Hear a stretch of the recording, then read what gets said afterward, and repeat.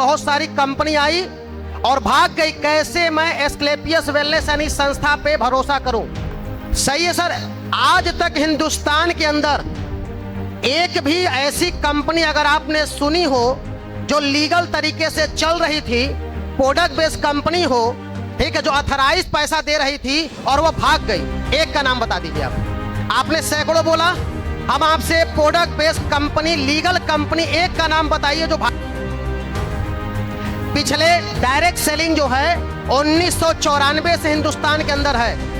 1994-95 में लोगों ने डायरेक्ट सेलिंग का नाम सुना था। 95 से लेकर के ये चल रहा 2023, 28 साल के अंदर लीगल तरीके से पैसा देने वाली प्रोडक्ट बेस्ड कंपनी एक भी जो भाग गई उसका नाम आप बता दीजिए। यहाँ 500 लोग से ज्यादा बैठे हैं, एक का नाम बता दीजिए आप।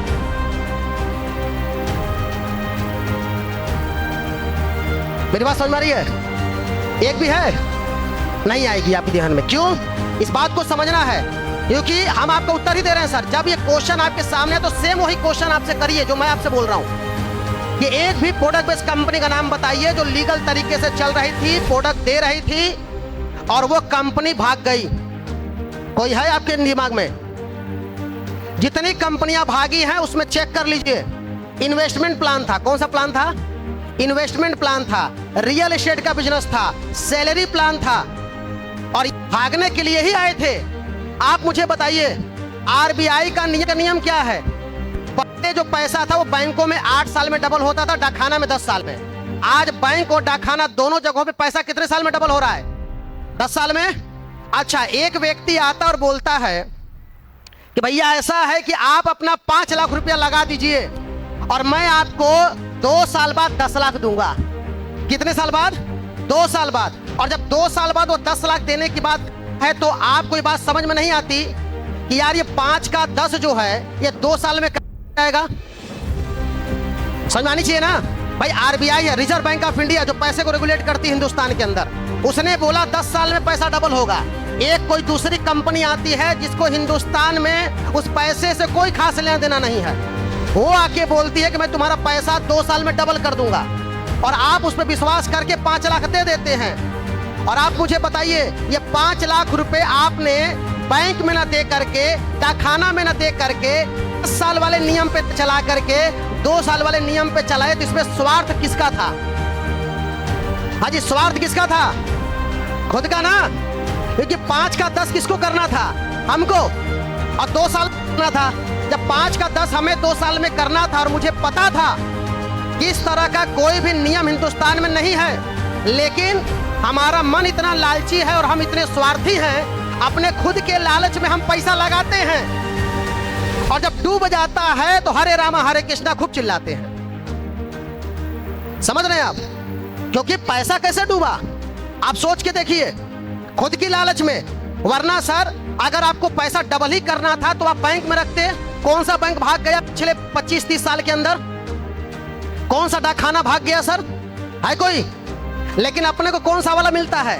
2 साल वाला। अरे कुछ तो 6 महीना में डबल करते हैं। और वहां पे हम क्या सोचते हैं, जो हमारी थिंकिंग है, सर पैसा लगाने और पैसा लगवाने वाला दोनों को पता होता है कि दिन की कंपनी मेहमान है। तो लगाने वाले के दिमाग में क्या होता है, कंपनी तब तक टिक जाए जब तक मेरा पैसा नहीं मिलता, और लगवाने वाला कब तक चाहता है कि जब तक हमारा पूरा बोनस उतर जाए तब तक ये टिक जाए।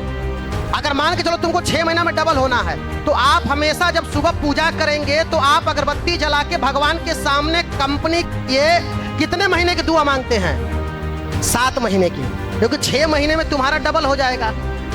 तो 7 महीने की दुआ मांगते हैं और 7 महीने तक बोलते कि भगवान इस कंपनी को क्या करिएगा, रोक के रखिएगा, मेरा डबल हो जाए, बाकी सबका लेके भाग जाए।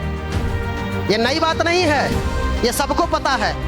आज तक एक प्रोडक्ट बेस्ड कंपनी बता दो जो भागी है कोई? हिंदुस्तान में बोल सकते हैं कि डायरेक्ट सेलिंग को लेकर के कौन कंपनी आई थी? एमओ आई थी ना, भाग गई क्या? मोदी केयर खुली उसके बाद भाग गई क्या? आरसीएम, वेस्टीज और ना जाने इस तरह की बहुत सारी कंपनियां तो लीगल हैं, जो टॉप 10 और टॉप 20 में आती हैं।